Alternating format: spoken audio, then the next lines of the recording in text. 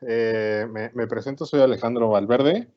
El día de hoy voy a estar con ustedes en el Webex Adquisición de Libros Electrónicos para Biblioteca. Entonces, nada más vamos a dar... Hola, ¿qué tal? Bueno, pues, como les comentaba, estábamos esperando nada más unos minutos para empezar este Webex y bueno, pues vamos a comenzar. Al final lo que quiero expresar en este Webex es que la adquisición de libros electrónicos es un tema muy complejo. En realidad es un tema que hoy en día, ¿no? Aunque el libro electrónico nace antes que por ejemplo, las revistas electrónicas, el libro electrónico se ha visto con algunos cambios importantes en cuanto a su forma de adquisición, a su forma de venta, a la forma en cómo incluso, ¿no? Que esto es algo muy importante, a la forma en cómo los mismos usuarios han recibido por muchos años, ¿no? Y en realidad me refiero a un lapso de 20 años, diferentes formatos en los cuales en cada uno de ellos se nos ha presentado un libro electrónico diferente. Entonces, la verdad es que si alguno de ustedes como bibliotecario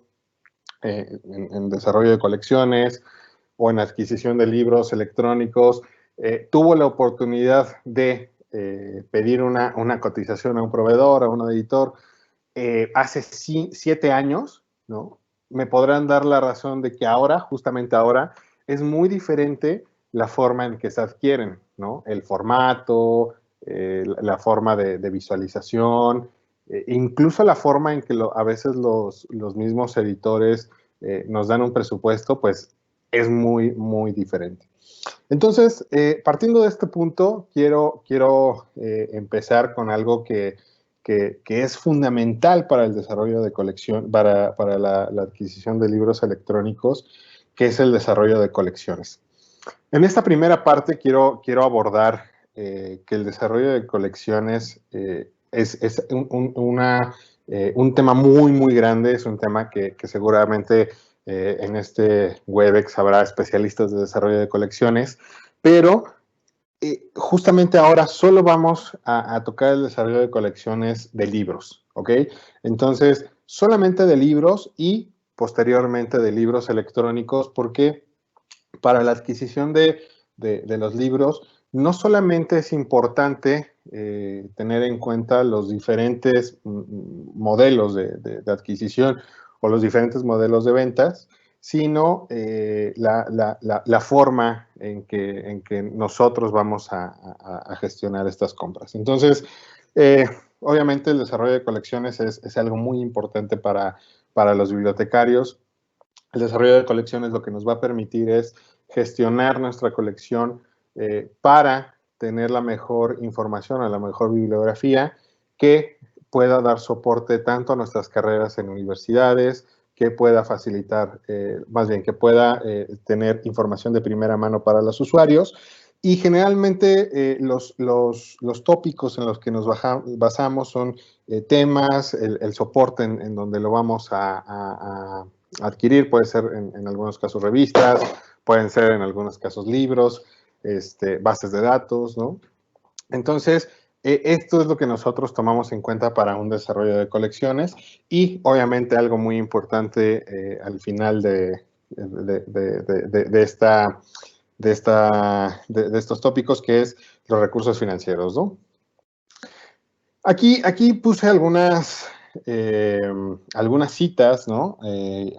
Evans, que es un clásico para el desarrollo de colecciones, que bueno, que al final se me hizo importante destacar, ¿no? Algunas citas de autores conocidos, que lo que nos dan es una idea de hacia dónde va el desarrollo de colecciones y qué debemos de tener cuando hacemos este proceso, ¿no?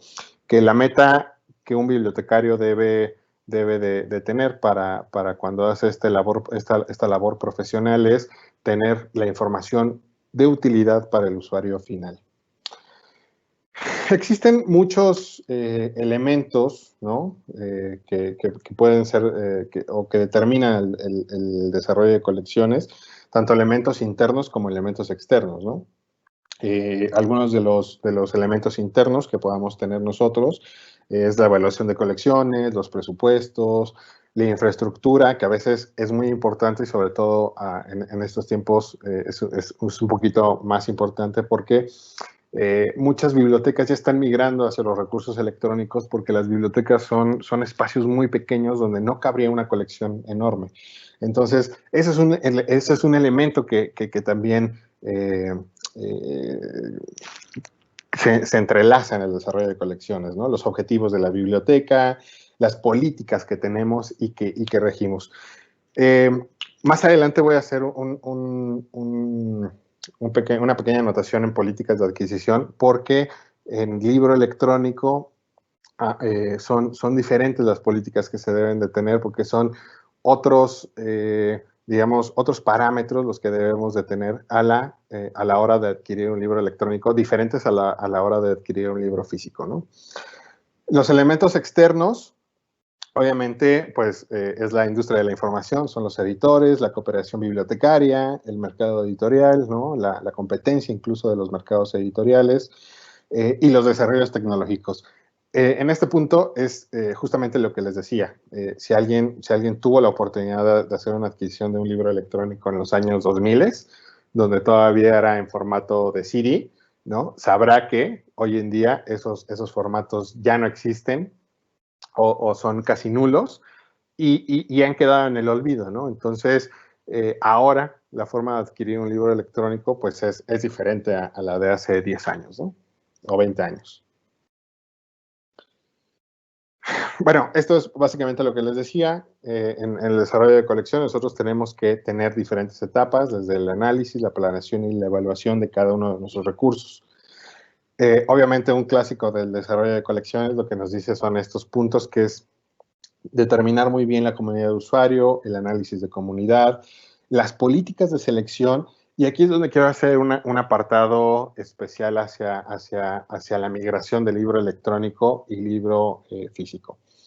Se los digo como un bibliotecario que ha estado en ambos lados, donde me ha tocado trabajar en una biblioteca y estar en el proceso de adquisición y donde también estoy del lado de la industria y me ha tocado trabajar con libros electrónicos hacia bibliotecas. El apartado de políticas de selección es muy, muy importante, ya que muchas de las políticas que tenemos son ambiguas. Esto no es culpa del bibliotecario, no es culpa de la institución, no es culpa del que hizo las políticas, ¿ok? Esto en realidad se debe a que el libro electrónico en realidad, ¿no?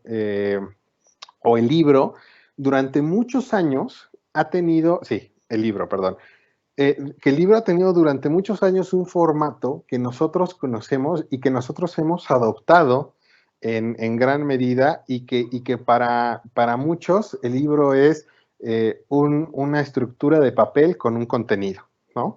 Entonces, bajo esta ideología se han creado políticas de adquisición de libro en donde incluso y les digo porque a mí me tocó en algún momento en donde trabajé, uno de las políticas de adquisición era tener un libro físico sí o sí para asegurar para asegurar el contenido, ¿no? Entonces, la política era que sí se podían adquirir libros solamente físicos porque se tenía que asegurar el contenido. La institución tenía que resguardar ese contenido y tenía que ser propietario físico de ese contenido, ¿no? Eso también pasa con los libros electrónicos. Las instituciones al final se hacen propietarios de los libros electrónicos, pero en realidad no lo tienen tangible, ¿no? Cuando ustedes compran un libro electrónico a perpetuidad, ustedes son los dueños de ese enlace, pero no son dueños de algo que puedan tocar. Entonces, ahí es donde entran las políticas de adquisición y las políticas de selección de materiales que tienen que ir cambiando porque justamente ahora, bueno, yo esto ya se los digo como un bibliotecario de proveedores de servicio, justamente ahora con esta pandemia, muchas instituciones se tienen que plantear sus políticas de adquisición porque necesitan forzosamente bibliografía electrónica, ¿no? O libros electrónicos, porque los alumnos no pueden ir a la institución a sacar los libros. Pero se han topado con que tienen que hacer cambios o tienen que incluso a las mismas áreas de compra, ¿no? Tienen que decirle que se tienen que hacer cambios para la adquisición de este tipo de materiales porque las políticas que actualmente tienen solamente les dejan adquirir libros, y me refiero a libros solamente físicos, ¿no? Ya el caso de bases de datos, de revista electrónico será otro tema, pero hay algunas instituciones que solamente se encuentran con la parte de políticas de adquisición de libros físicos que tienen que ser físicos, ¿no? Entonces, eso justamente ahora se ha vuelto, digamos, un problema para algunas instituciones. El siguiente punto es la selección. Obviamente, la selección es parte fundamental, es digamos, la médula vertebral, ¿no? de las políticas de adquisición, en donde lo que sí debemos de fijarnos, sí o sí los bibliotecarios, es que la información sea pertinente, que la información sea lo que el usuario final o lo que nuestra comunidad está requiriendo y está buscando, ¿no? Muchas veces nosotros tenemos que trabajar en conjunto con las áreas académicas para lograr este punto, pero también como bibliotecarios, parte de nuestra labor profesional es proponer bibliografía o selección de materiales que puedan ser de utilidad para estas áreas. Obviamente ya llega el punto de la adquisición, en donde también quiero hacer un paréntesis del libro electrónico, porque la adquisición de un libro físico no es la misma que de un libro electrónico. Quiero abordar un poco primero sobre cómo ha ido evolucionando el libro electrónico y ya llegaré a este punto de por qué no es igual la adquisición de un libro físico que de un libro electrónico, pero conlleva muchas cosas. Conlleva no solamente la revisión del documento, la revisión de la información, sino también lleva la revisión del lector que nos brinda, digamos, la editorial que lo estamos comprando, adquiriendo, las herramientas que nos permiten hacer con el libro electrónico y la forma en que nosotros podemos manipular los textos. Obviamente ya después viene el descarte y la evaluación, que la evaluación es un proceso que no termina aquí, sino que para Evans, al final la evaluación es digamos, un punto que permea, ¿no? en todos los puntos anteriores y que es muy importante para la adquisición de cualquier material. Este es digamos, el diagrama de Evans. Aquí ya se podrá ver como más en círculo, ¿no? Cómo está el estudio de comunidad, la adquisición, el descarte, la selección, las políticas que están enmarcadas, ¿no? Las políticas son muy importantes porque las políticas son lo que nos va a dar como la directriz de hacia dónde vamos y lo que estamos haciendo. Y obviamente la evaluación, ¿no? La evaluación de cada uno de los puntos es lo que nos va a permitir, como en todo, en toda labor, saber si vamos por el camino correcto o hay que cambiarlo un poco o hay que ir hacia otro lado, ¿no? Básicamente el proceso de adquisición, también quise aquí enfatizar un poco con alguna cita, ¿no? Donde obviamente la adquisición para nuestra labor bibliotecaria es muy importante, significativa y es un proceso profesional que nosotros debemos de hacer, ¿no? Al final se enlaza con, digamos, el diagrama de Evans, en donde la adquisición sí termina siendo un proceso intelectual, pero también termina siendo un proceso que debe de hacerse en conjunto con políticas, con procedimiento, ¿no? Y que cada biblioteca o cada institución va a tener sus políticas y sus procedimientos dependiendo, ¿no? de las necesidades de sus usuarios. Ok, estos son los criterios de selección. Estos criterios de selección, obviamente, ustedes los conocen y conviven con ellos, pues no voy a decir diariamente, pero sí puedo decir que en algunos casos conviven por lo menos el último semestre del año con ellos, ¿verdad? Y los 7 puntos son el prestigio del autor y del editor, ¿no? Que es parte de lo que nosotros siempre tenemos que tener en cuenta. La actualización y la revisión de la obra, ¿no? Obviamente, incluso para el tema por ejemplo, en México, el REBOE, que es las certificaciones escolares, ¿no? Universitarias, pues el mismo REBOE nos pide que nuestra bibliografía sea no mayor a 5 años, ¿no? Entonces, bueno, la actualización y la revisión de las obras siempre va a ser un criterio muy, muy importante para nosotros. La relevancia de la obra para los usuarios, que es básicamente que esa información, lo que nosotros vamos a adquirir, sea pertinente para los usuarios, ¿no? No, los usuarios no necesitan información dispersa, los usuarios no necesitan información que no les ayude a hacer sus tareas intelectuales o sus investigaciones, sino necesitan justamente la información que les va a permitir convertir esa información en un pensamiento o en una conclusión. La estructura ideológica del contenido, ¿no? Que eso también es muy importante, los aspectos complementarios como bibliografía, apéndice, glosario, ilustración, diagramas, ¿no? Características físicas, tamaño, facilidades de uso, encuadernación, durabilidad. Este punto es muy importante y me voy a detener aquí un segundo porque así como nosotros en algún momento tomamos en cuenta estas características físicas, en el libro electrónico no podemos tomar este punto tal cual, ¿no? O sea, no podemos tomar una característica física como encuadernación o durabilidad porque no existe. ¿Qué tenemos que tomar en cuenta? Tenemos que tomar en cuenta el soporte, ¿no?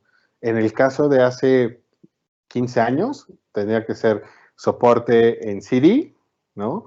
Teníamos que ver si evolucionaba a Blu-ray, teníamos que ver si nos lo daban con un disco o en una USB, ¿no? Justamente en el momento tecnológico que nosotros nos encontramos, no podemos determinar ese aspecto físico, o ese aspecto físico que tenía el libro electrónico ha desaparecido. Ahora los accesos que se dan son a través de rangos IPs, bueno, en realidad casi todos son en acceso de rangos IP o a través de una plataforma. Entonces, esa parte ha desaparecido. Eso es algo que nosotros como bibliotecarios tenemos que evaluar, ¿no? ¿Cómo va a ser la accesibilidad vía remota o vía web a el recurso, ¿no? ¿Qué herramientas me va a proporcionar el lector para yo poder manipular mi obra, ¿no? No es lo mismo leer un libro novelístico donde nosotros vamos de inicio a fin que, bueno, en nuestro caso, por ejemplo, las LEM, ¿no? Tener las LEM físicas o las LEM digital, obviamente no es igual. La manera de búsqueda tendría que ser muchísimo más fácil en un libro digital o en un recurso digital porque nosotros no, nos vamos a entender de herramientas como un buscador a texto completo, como seleccionar palabras o frases, como hacer no sé, un translate de algún documento. Entonces, esas herramientas son las que hacen diferentes al libro físico y que nosotros tendríamos que evaluar para saber si es un criterio de selección o más bien, para saber si ese recurso va a entrar en nuestros criterios de selección.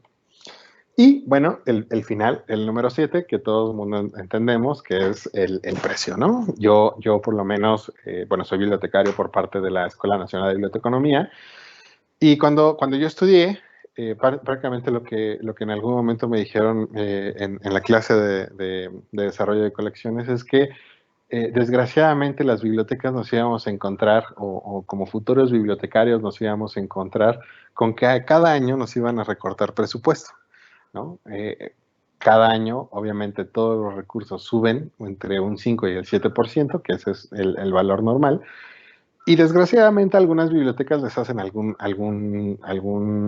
recorte o incluso les dejan el mismo presupuesto, pero no es lo mismo comprar los recursos que tú tienes en 2019 que en 2020, ¿no? Entonces, el precio se vuelve un criterio sumamente importante para los criterios de selección. Bueno, termino con una cita de Almanza, ¿no? En donde, bueno, al final la adquisición, el proceso de adquisición, pues es una de las labores profesionales más grandes para los bibliotecarios y yo creo que de mayor valor, ¿no? Al final quiero terminar con esto, el tema de adquisición, en donde para mí el que nosotros hagamos un proceso de adquisición es en realidad lo que nos da valor como profesionales, porque nosotros somos los encargados de llevar la información a una comunidad, ¿no? De poder hacer este proceso de selección de información y que los usuarios se sientan seguros de que van a tener la mejor información o que van a tener la información precisa de lo que necesitan. Ok.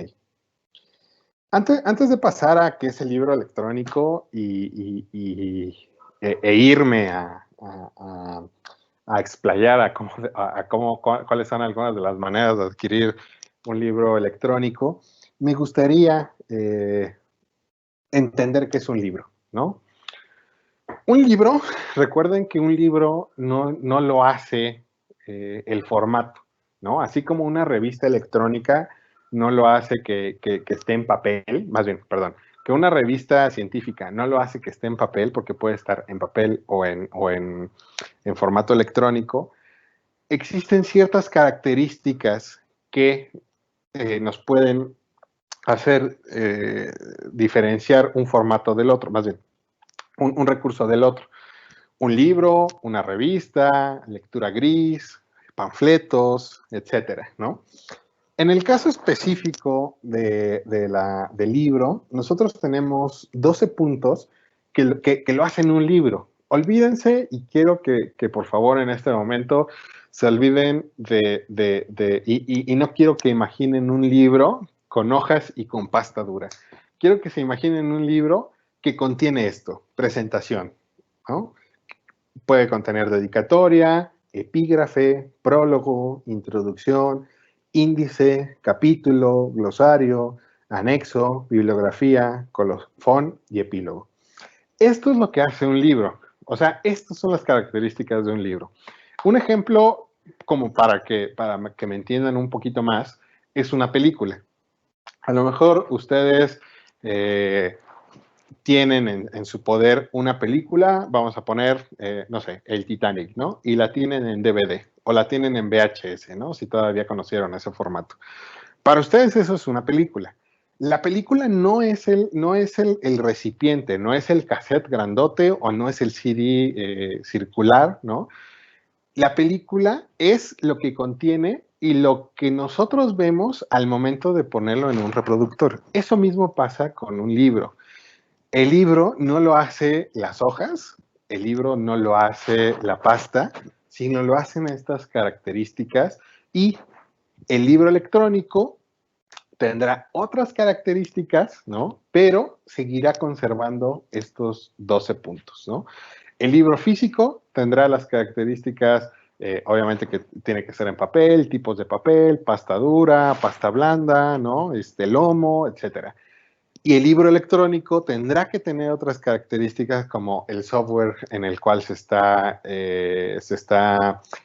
visualizando, si es PDF, si es EPUB, si tiene para hacer la letra grande el software, ¿no? Si el software nos permite, esos puntos iremos, pero quiero que por favor entiendan este concepto de qué es un libro y que va más allá de un simple recipiente.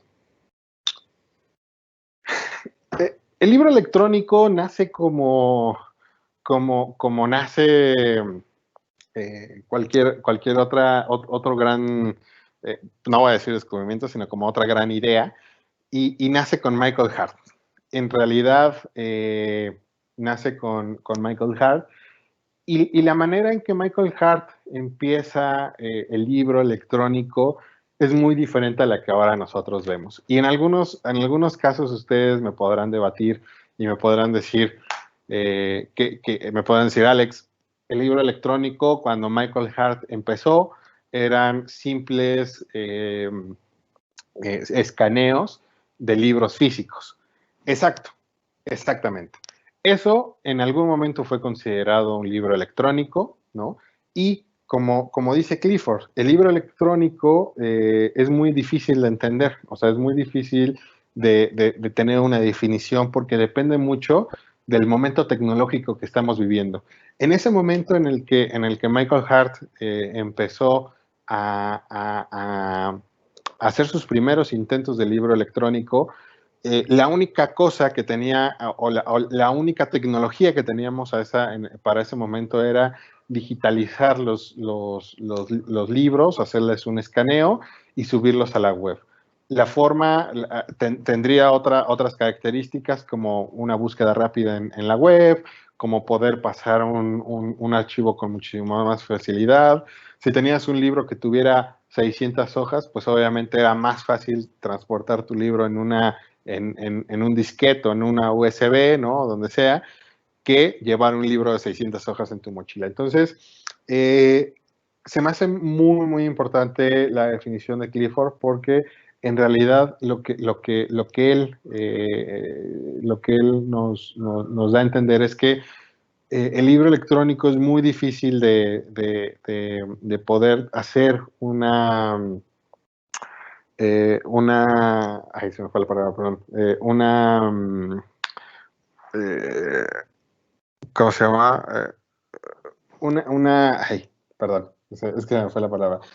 Clifford lo que nos da es que nos dice que el libro electrónico es muy, muy difícil de dar un, ay, una explicación de qué es el libro electrónico porque depende mucho del momento tecnológico en el que estemos viviendo, ¿no? Entonces, esto es muy importante. Hay un documento que leí hace poco, hace un par de meses, es un ensayo, de hecho, en donde se nos propone que así como en algún momento el libro impreso, de hecho, justamente ahora todavía estamos en esta etapa de lo que el autor ha llamado los e-incunables, ¿no? Hace un poco la analogía del periodo de los incunables, de los primeros libros impresos, y cómo los incunables entraron, digamos, a la sociedad, cómo pasaron este proceso donde la sociedad los fue conociendo, donde fueron aceptados o donde fueron este proceso de aceptación poco a poco. Y básicamente en este ensayo que he leído hace un par de semanas, el autor expone lo mismo, ¿no? En realidad lo que nos dice es que hasta el 2022 estaremos en un periodo de e-incunables, que él ha llamado e-incunables, y podremos a partir del 2022 ya tener una explicación o ya poder tener un argumento sólido de qué es el libro electrónico, ¿no? Pero sí necesitaríamos que pasara este tiempo o tendríamos que dejar que pasara este tiempo para evaluar y para dar, digamos, una sentencia de lo que es el libro electrónico. El libro electrónico, al final, recuerden, y esto es digamos, un comentario que les quiero dejar, que al final el libro electrónico, para ser leído, ¿no? Y es de lo que les venía comentando sobre el soporte, necesita ser un software, ¿no? Necesita de un software para poder ser leído y que necesita varios elementos que tiene su antecesor, el libro físico, que son los 12 puntos que vimos hace un momento, pero que integra otros elementos, ¿no? Que gracias al entorno digital nos permite hacer búsquedas más rápidas, visualizaciones muchísimo más rápidas, acceso remoto e hipertextos, ¿no? Entonces, esto es digamos, una definición, era la palabra que se me fue hace rato, ¿eh? La definición, ¿no? Del libro electrónico y que poco a poco vamos a tener en cuanto pase este periodo, bueno, ese periodo no es algo, digamos, oficial, sino es algo que un autor estaba proponiendo, pero que a mí se me hace muy interesante que también nosotros tengamos este periodo de incunables y que termine en 2022. Esta es una línea del tiempo, en realidad, ¿cómo se llama? De libro electrónico, como lo hemos visto en varios formatos, no solamente en varios formatos en cuanto al recipiente, sino también en varios formatos en cuanto a la visualización. Aquí, bueno, empezamos obviamente con el proyecto Gutenberg del recién fallecido Michael Hart, y que, bueno, todo empezó como previsualizaciones o escaneos de libros físicos y que poco a poco ha ido evolucionando, ¿no? Ahora, algo muy importante, y esto es un paréntesis, anteriormente, ¿no? Por ejemplo, las revistas indexadas o las revistas científicas no admitían las revistas electrónicas como un modelo de acreditación. Esto poco a poco fue cambiando porque las revistas cumplen con otras características como la temporalidad, ¿no? La temporalidad en las revistas, y yo lo sé, muchos me lo van a decir, hay revistas semestrales, ¿no? Hay revistas anuales, pero hay revistas que incluso salen diariamente, mensualmente, semanalmente. Entonces, la forma en que las revistas adoptaron o que lo electrónico adoptó a las revistas fue muy bueno porque por las características de la revista le permitió ingresar muy rápido al mundo de la acreditación, y aunque al principio hubo un poco de resistencia, pues obviamente poco a poco se fue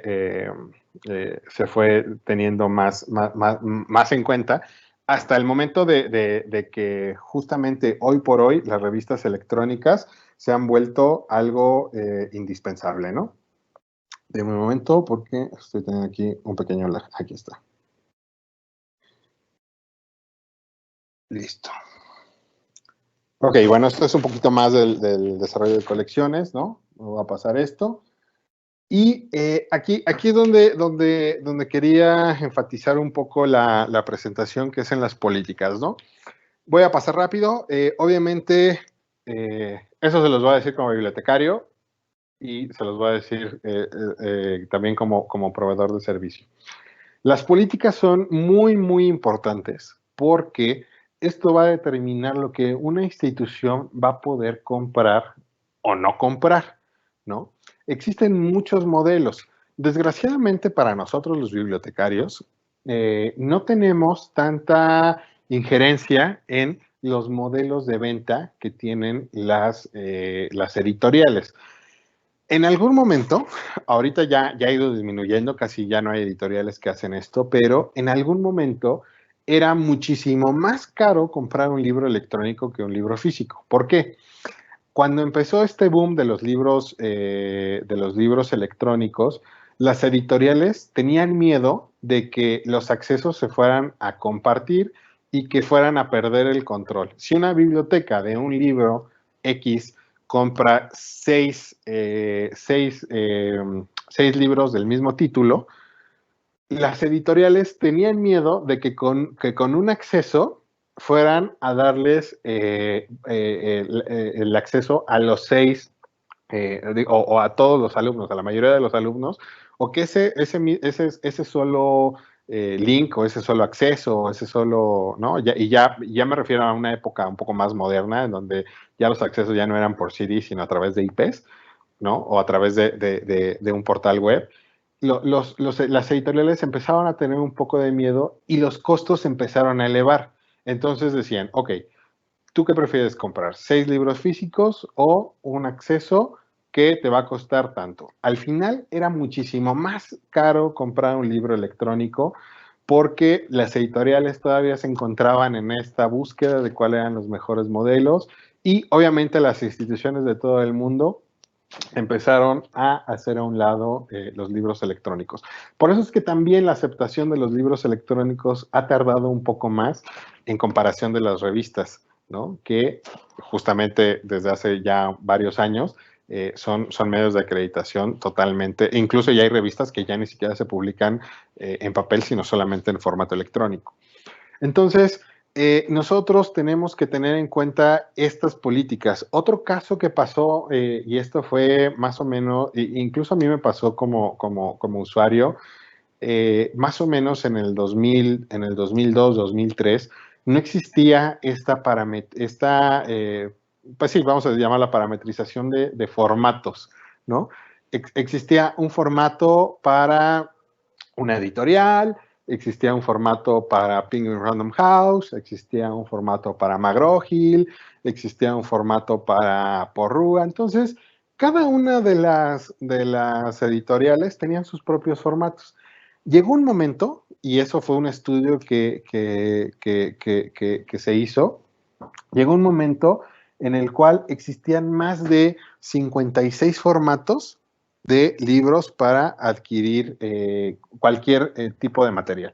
Entonces, esto fue un desorden porque si tú querías comprar algo de Penguin Random House y querías comprar algo de McGraw-Hill, solamente podías ingresar a los libros de Penguin Random House a través de su plataforma y a través de su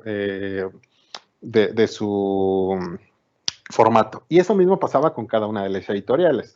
Entonces, muchas de las instituciones que fueron, digamos, pioneras en adquirir libros, parte de sus políticas era que los libros que iban a comprar estuvieran o en EPUB o estuvieran en PDF, ¿no? Porque entonces esto les permitía tener muchísimo más control, ¿no? Les permitía tener muchísimo más flexibilidad de abrir ese documento en algunos lectores cuando todavía no te los ofrecían con lectores, ¿no? Y esto poco a poco hizo que las editoriales fueran segregando sus formatos solamente a EPUB y PDF. Hoy en día, todas las editoriales, a excepción de algunas que están haciendo o alguna que quiere innovar, pero bueno, al final o por lo menos yo que me he enterado, no ha tenido un éxito rotundo. Las editoriales más importantes, sobre todo de libros científicos y digamos, editoriales novelísticas, todos sus formatos están en PDF y EPUB. Entonces, esto es parte de lo que nosotros tenemos que hacer como bibliotecarios, empezar a hacer políticas de adquisición para libros. A mí, en el caso muy particular como bibliotecario, la biblioteca en la que yo laboraba, compró en algún momento con alguna editorial, algunos libros electrónicos. Espero que esto no le haya pasado a muchos aquí en el Webex, pero es un caso que muy sonado, sobre todo en la época de los 2000.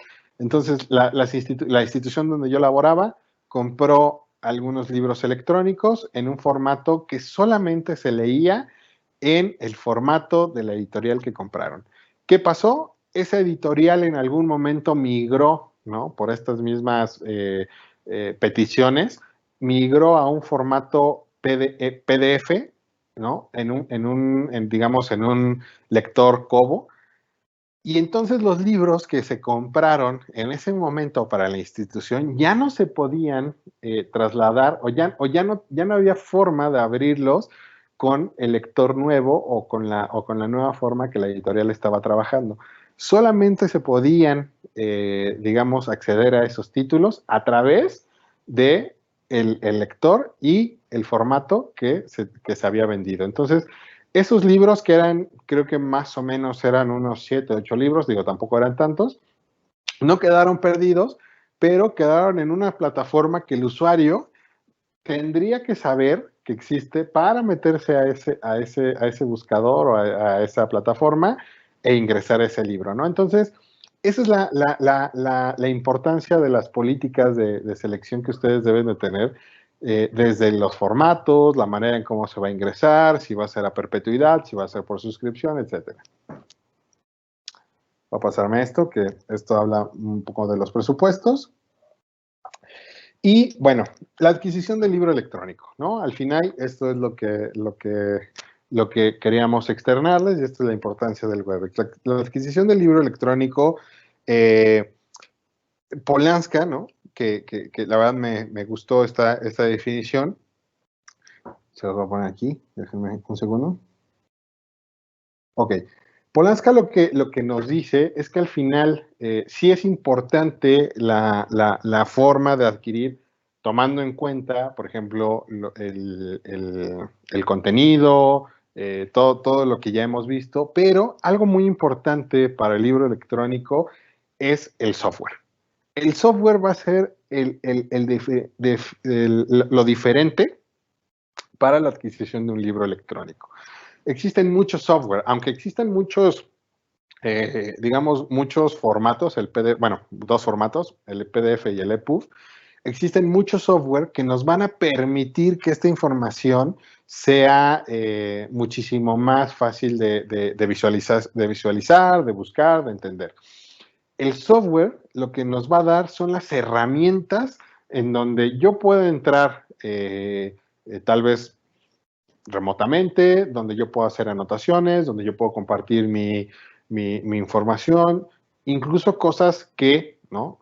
A muchos no, a algunos les interesará, a algunos otros no, pero el cambio de colores, ¿no? El cambio de colores, de tonalidades para hacer una lectura más amena, el cambio de letra, ¿no? Entonces, el software lo que nos va a permitir es que esa información sea muchísimo más fácil de entender y eso es algo que Polanska nos refiere, ¿no? Que sea puntual.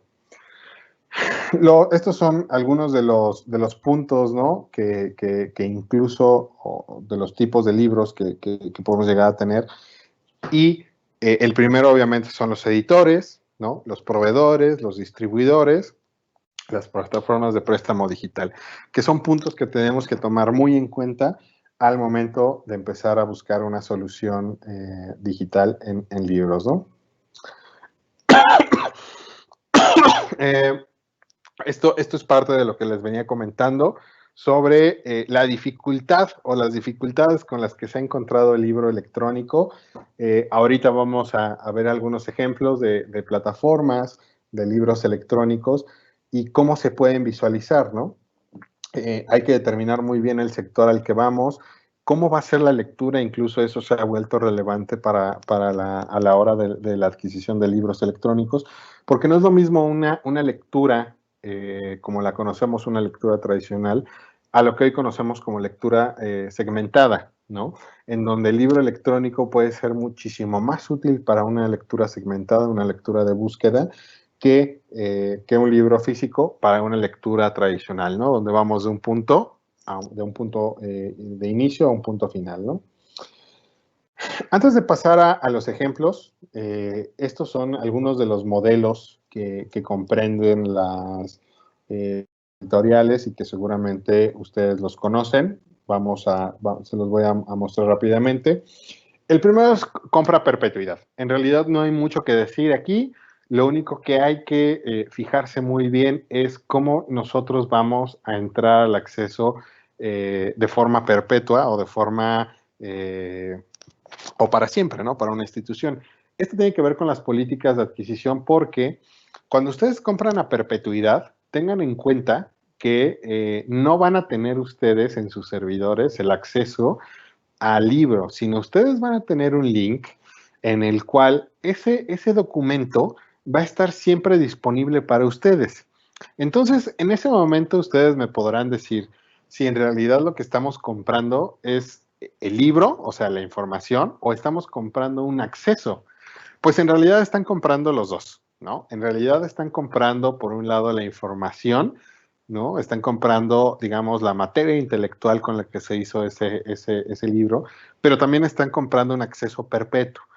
En sus políticas tienen que ser muy cuidadosos de siempre hacerle entender a la persona que les va a comprar que o sea, en el modelo de adquisición perpetua, que hay un contrato de obligación en donde el editorial se compromete a que indefinidamente la institución bajo esos rangos IPs, por el caso de decirlo de IPs, tengan el acceso a la información, ¿no? Porque a lo mejor, y en algunos casos en algún momento pasó, sí le tenían a los accesos o tenían acceso a la base o digamos, al recipiente, pero muchas veces la información se había cortado o tenían problemas. Entonces, algo muy importante en los accesos a perpetuidad y que siempre debe de estar claro tanto para los bibliotecarios como para las editoriales es que ustedes puedan tener el acceso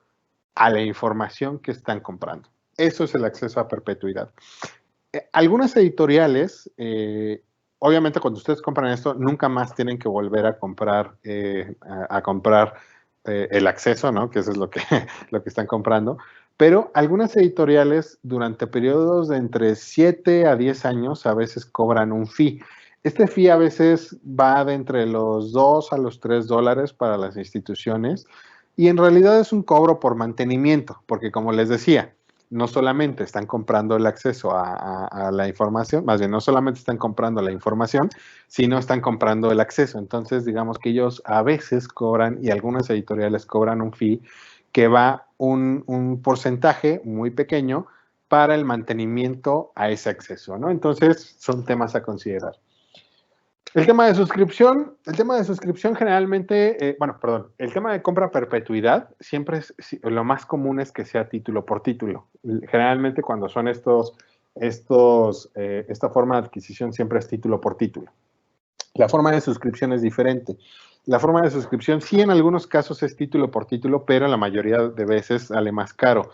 La forma de suscripción es más para modelos que tienen que ver con una base o con un software que contiene muchos libros o una colección muy grande, ¿no? Entonces, obviamente, comprar una colección de medicina es muy caro a perpetuidad, por eso algunas, algunas instituciones optan por el modelo de suscripción que va de una fecha de inicio a una fecha final. Hay un costo por este periodo y ustedes tienen acceso a toda la colección de medicina que tiene esa editorial, a toda la colección de arquitectura. Entonces, este modelo de suscripción es más común cuando ustedes quieren una colección específica para su institución. ¿Cuál es la ventaja del modelo de suscripción en contra del modelo de perpetuidad? El modelo de perpetuidad, si tú compras un libro en 2019, siempre va a quedar en 2019, ¿no? O sea, tú vas a tener un libro en 2019 y en 5 años tal vez sea obsoleto. En el modelo de suscripción, no. En el modelo de suscripción, todos los años o los años que se publiquen nuevas ediciones, tú vas a tener esas ediciones actualizadas. Entonces, esa es la ventaja de los modelos de suscripción. El modelo híbrido es un poco el modelo de arrendamiento como lo conocemos aquí en México, en donde ustedes pueden suscribir ciertas colecciones, ¿no? Que a lo mejor no están a la venta en ese momento, solamente están bajo suscripción, y ustedes las pueden suscribir durante un tiempo, ¿no? 1 o 2 años, y cuando hay editoriales que después de 2 años venden esas colecciones a un precio menor, pero ya las suscribieron durante el primero y el segundo año, y a partir del tercero, porque saben que ya va a venir otra nueva edición o lo que sea, ponen a la venta esta colección a precios más bajos para clientes que se hayan suscrito los primeros 2 años, ¿no? Entonces, digamos que es un modelo como de arrendamiento en donde los primeros 2 años ustedes pagan una suscripción y después pueden tener la opción a compra.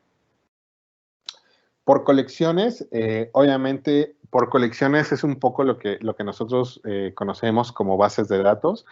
Este tipo de adquisición es un poquito más cara o es de las más caras que existen porque al final tener una colección de libros sí es muy caro, o sea físico o electrónico, sí es caro, llega a ser caro, pero algunas universidades, ¿no? Sobre todo de las autónomas, grandes en cada país, llegan a adquirir este tipo de colecciones año tras año o este tipo de modelo de negocios. El Pick and Choice, que es un título por título, también es uno de los más caros, ¿no? En donde nosotros elegimos títulos específicos bajo la demanda de los usuarios. Entonces, ¿qué quiere decir? Digamos, se entrelaza un poco con el siguiente, que es la compra basada por evidencia. Llegan a ser similares, pero en realidad, ¿qué es lo que hacen? Se abre muchas veces toda la colección, ¿no? Se abre toda la colección de libros y los propios usuarios van utilizando ciertos libros. Entonces, este título a título o compra basada por evidencia, al final se compra lo que los usuarios estén buscando o estén descargando, ¿no? Entonces, al final, en estos dos títulos, estas dos formas de manera de negocio, digamos que los que seleccionan la información terminan siendo los usuarios, pero sí termina a veces siendo un poco más caro porque puede pasar que los usuarios estén revisando todos los títulos y que al final pretendan que se va a comprar toda la colección, que eso es algo muy, muy común, ¿no? Digamos, para los usuarios. Si nosotros les abrimos toda una colección, pues van a utilizar todo. Entonces, esto pasa con los modelos de pick and choice y de compra basada en evidencia. Obviamente, si les abrimos toda la gama de posibilidades, pues ellos van a tener todos los recursos, ¿no? Y pues van a orillar a la biblioteca a comprar todos los títulos, ¿no? Perdón. El Pattern Driven Acquisition, que es la adquisición guiada por los usuarios, nos lleva, ¿no?, un poco a esta similitud de que los usuarios van título por título seleccionando cuál sería el mejor o los títulos que la biblioteca o la institución debería de adquirir. Sin embargo, esta forma de adquisición, digamos, lleva un proceso anterior, porque generalmente lo que hacen las editoriales bajo esta adquisición es que primero los bibliotecarios seleccionan no toda la gama, sino seleccionan solamente una pequeña parte de la colección que les interesa y la ponen a disposición, pero digamos, del total que tiene la editorial ya se redujo a lo que el bibliotecario cree que es necesario y de eso que se redujo, se pone a disposición de los usuarios.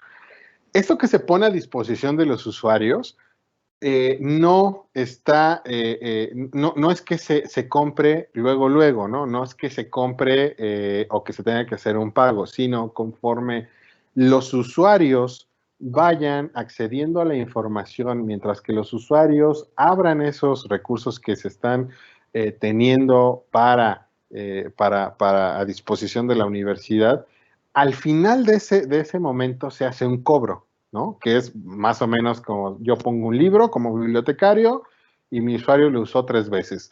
De esas 3 veces, la editorial me va a cobrar las 3 veces que le entró, ¿no? Entonces, existen algunos modelos híbridos en ese caso donde yo puedo dar un pago inicial, por ejemplo, $5,000, ¿no? Y pueden entrar todos mis usuarios hasta $5,000. O lo dejo abierto, ¿no? Entonces, puede ser que yo pague $5,000 al final de este periodo o que pague más, ¿no? Que es como tener un plan de renta por internet celular, ¿no? Bueno, otra cosa que hay que tener muy en cuenta para la adquisición son cómo vamos a adquirir estos libros. Puede ser vía monousuario y puede ser multiusuario. Aquí yo les quiero dar una aclaración y les quiero dar un tip muy, muy importante. A veces, y existen en muchos lados, prácticas donde en las universidades, para ahorrarse costos, los propios, algunos distribuidores, y esto yo lo sé porque cuando hice mi tesis hicimos un análisis de qué pasaba, ¿no? Cuando las bibliotecas adquirían de manera monousuario y multiusuario. Y algunas prácticas, ¿no? O algunas malas prácticas que se hacían es que se ofertaban los libros electrónicos para, ¿cómo se llama? para instituciones o para academias de manera monousuarias. ¿Por qué de maneras monousuarias? Porque es más baratas que las multiusuarias. Pero ¿qué pasaba? Las monousuarias no terminan siendo lo que los usuarios necesitan, ¿no? O sea, porque solamente va a poder entrar un usuario por un usuario por libro, ¿no? Entonces, eso no es ninguna ventaja. ¿Qué otra cosa pasa? A veces las editoriales se dan cuenta de esto y cierran los accesos. Entonces, yo siempre les recomiendo que como institución siempre pidan cotizaciones multiusuario, porque es lo que se debe de hacer. Son las mejores prácticas para poder tener colecciones y les va a permitir tener un sistema a sus usuarios donde se puedan loguear 3, 4, incluso en algunos modelos más de 100 personas, ¿no? Y eso es lo que necesitamos. Al final, si ustedes tienen un libro electrónico como un usuario, pues da lo mismo tener un libro electrónico como un usuario que tener una copia en la estantería de la biblioteca, ¿no? Bueno, aquí está lo de la concurrencia de usuario, que es más o menos lo que les comentaba, ¿no? La concurrencia en la que un usuario puede hacer uso del libro electrónico y las ventajas que le da sobre un libro físico, ¿no? Y bueno, estos son algunas de los últimos puntos antes de mostrarles dos herramientas que tienen que ver con la duración de las licencias y el DRM. Al final, recuerden que el DRM es, digamos, la parte que les va a proporcionar cómo se va a utilizar el libro electrónico, el entorno que está permitido tanto por las políticas de la editorial como las políticas, bueno, no, en realidad solamente son de las políticas de editorial, y que no se inflija ningún derecho de autor, ¿no? Entonces, esto es lo que nos va a dar el DRM. Les voy a mostrar ahora dos ejemplos. Voy a dejar de compartir mi pantalla, pero denme un segundo, solamente para ponerlo. Un segundo.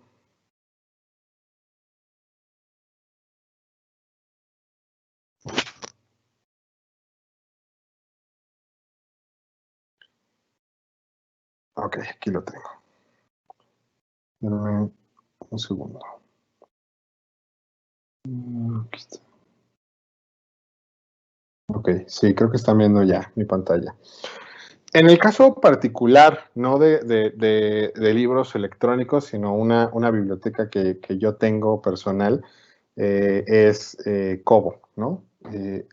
Pero existen algunas muy similares con, eh, con software académicos. Kobo, al final, lo que nos permite es un lector que también nos permite comprar libros, ¿no? Yo en este caso, con Kobo tengo 3 libros, aquí están, que he comprado. El dinero del omnívoro, la ciencia y la tecnología en la sociedad de la información y la civilización del espectáculo, ¿no? Entonces... Oye, Alejandro, perdón que te interrumpa. Lo que pasa sí. es que nada más se ve la pantalla en blanco. Creo que en realidad no estamos viendo... A ver, déjame ver. Nuestra aplicación, la aplicación tal cual. Dame un segundo. Sí, igual mientras les comentamos ya tenemos ahí varias preguntas. Si quieren ir dejando las preguntas, estamos ya al cierre de este webinar. Si quieren ir dejando las preguntas, en un momentito más le vamos a dar respuesta a cada una de ellas. A ver, dame un segundo para dejar de compartir.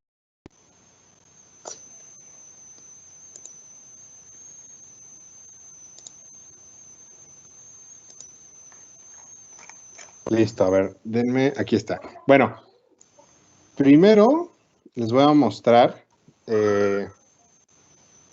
aquí está. Ya pueden ver mi pantalla, ¿verdad? Sí, ahí ya la vemos, Alejandro. Ok, primero les voy a mostrar esta editorial llamada IG Library, que en realidad me voy a ir al inicio. Aquí estamos. ¿Y de qué va IG Library? Este es un modelo híbrido entre varios de los modelos que hemos visto anteriormente. Nosotros aquí podemos contratar por cada uno de los libros, o sea, puedes contratar título a título, puedes contratar por pick and choice, por descubrimiento, o puedes contratar por colecciones y por software, por suscripción. Entonces, digamos que como sirven estos buscadores, cada buscador o cada software funciona de manera diferente. Para empezar, yo entro a través de una dirección web que es portal.igpublishing.com, ¿no? Y esa va a ser mi manera de entrar. En el caso de que una institución adquiera IG Library o cualquier otro sistema como este, el acceso va a ser mediante IPs, ¿no? Entonces, va a ser mediante IPs, las instituciones les dan el acceso a IPs e incluso se puede, ya cuando tú eres dueño del acceso a IP o tienes el acceso a IP, das acceso por medio de usuario y contraseña, ¿no? Para que tus usuarios entren de manera remota. Entonces, esto es como se ve. Yo puedo buscar por título, por texto completo, por autor, por ISBN, ¿no? En el caso, vamos a poner un ejemplo de que yo estoy con IG Library, soy una institución X y tengo o quiero hacer una selección de títulos. Yo me voy y pongo Science. Pongo buscar. Y automáticamente, aquí me lo está traduciendo por Google, pero aquí automáticamente me enviaría todo lo que existe de libros electrónicos para ciencia, ¿no? Entonces, yo podría navegar por cada una de las categorías: ciencia, tecnología, ingeniería, computadoras, medicina, matemáticas, ¿no? Tipo de material. Libro o audiolibro, ¿no? En este caso de esta en particular IG Library, pues aquí se hace por libro y audiolibro la diferencia y los años de publicación. Esto es importante porque cuando, en el caso de que nosotros lleguemos a elegir un sistema a perpetuidad, ¿no? Por ejemplo, nosotros tenemos los sistemas de compra a perpetuidad. Un cliente nos dice que quiere un título, nosotros lo conseguimos y le abrimos el acceso. Solamente tiene una vez para saber qué año quiere. 2019, 2013, 2014, ¿no? O qué edición necesita. Entonces, la diferencia aquí es que cuando nosotros entramos a una base, a una colección, nosotros podemos navegar por los diferentes años. A lo mejor mi usuario necesita específicamente un libro del 2018. Bueno, aquí no. Vamos a regresarnos. Aquí está. Tengo aquí problemas. Bueno, aquí tengo un pequeño problemas con mi internet, es que está demasiado saturado, pero aquí al lado nos dice cuántos libros hay en 2019, que son 164, 2017 260, y yo podría entrar a cada uno. En este caso yo le puedo dar aquí. Y yo podría leer un resumen, ¿no? En el caso de que, dependiendo el modelo que yo tenga, yo podría tener aquí un resumen, subjects, ¿no? Detalles. Incluso puedo ver un preview. Ustedes ahora, déjame ver si, aquí está.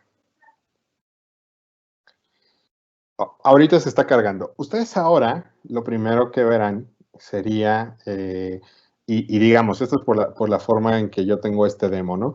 Ustedes lo primero que verán sería solamente una digitalización. En realidad no es una digitalización, sino esto es, ahorita que se cargue, es una previsualización solamente para ver si el contenido es lo que yo necesito, ¿no? Entonces, una vez que yo vea si este es el contenido que necesito, dependiendo del modelo de negocio que yo tengo, uno, o ya puedo tener acceso al documento con mi software o con mi software de lectura, o puedo mandarlo a salvar en lista y a lo mejor le estoy haciendo una petición a mi bibliotecario para que compren ese libro, ¿no?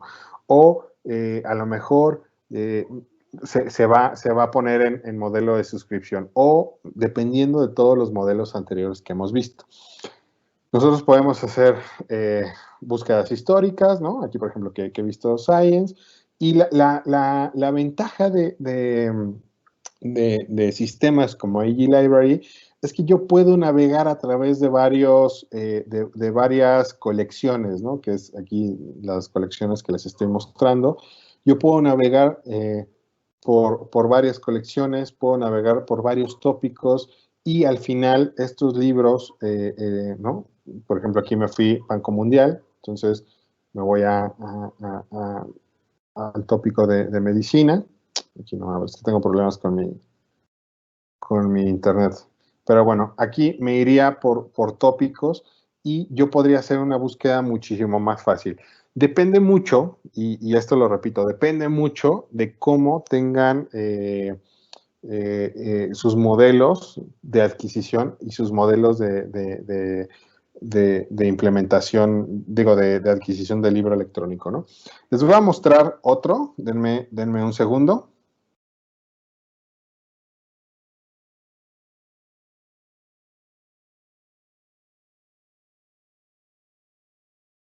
Denme un segundo.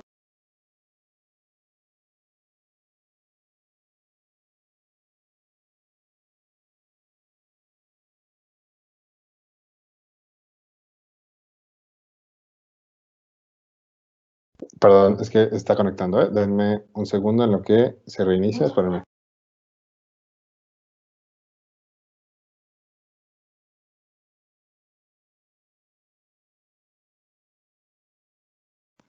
Ok. Rodolfo, ¿me puedes decir si ya se puede ver la pantalla? Se está viendo la del Banco Mundial. No, entonces espera, dame un segundo, ¿eh? Espera, es que... A ver. ¿Sí, ya la pueden ver? Sí, ahora sí ya la vemos. Genial. Este es otro ejemplo. También funciona de la misma manera un poco que IG Library, aunque esto es más para consumo individual de libros electrónicos. Esta es la herramienta de Kobo que tiene, por ejemplo, Gandhi aquí en México. ¿Cómo funciona esta herramienta? Bueno, ustedes pueden tener su propio lector. Yo en realidad lo tengo tanto en el celular como en una tableta. Y si yo quiero leer algo aquí, o en mi celular o en mi tableta, lo puedo hacer sin ningún problema y me va dando la misma paginación. Yo incluso tengo abajo varios libros, obviamente todos estos libros que son los títulos relacionados a lo que yo he comprado. Le puedo dar, por ejemplo, aquí en tienda y me va a mandar a la tienda para que yo lo adquiera, ¿no? Puedo tener una muestra, ver una sinopsis, me puede decir, como cuando compramos algo en Amazon, cuántas estrellitas tiene y cuántas veces lo han comprado y el precio, ¿no? Comprar en ebook. Una vez que yo lo compro, le puedo dar comprar ahora. Me va a mandar a la página para que yo haga la transacción. Este no lo voy a comprar, pero una vez que yo lo tenga, se va a ir digamos, a mi listado, ¿no? Yo puedo tener, por ejemplo, aquí, miren, por ejemplo, el dilema del omnívoro, ¿no? Aquí hay un 4, si se fijan, nos dice cuánto tiempo llevo leído de este libro, que es un 4% menos de una hora. Este tipo de herramientas son las que nos va a dar los libros electrónicos, incluso de cuánto tiempo tengo leyendo este libro, ¿no? Yo puedo ver aquí, esto obviamente la interfaz, porque se los estoy proyectando de mi celular, pues no es la mejor, ¿no? La verdad es que yo siempre lo prefiero hacer desde mi tableta, pero bueno, como ejemplo es muy bueno. Entonces, yo puedo hacer cambios, que es lo que les decía, muy importante, de letra. Yo puedo hacer cambios incluso de la tipografía. Puedo hacer búsquedas a texto completo. Tal vez me acuerdo de una frase o de una palabra y me busca texto completo, que eso es algo maravilloso en los libros electrónicos.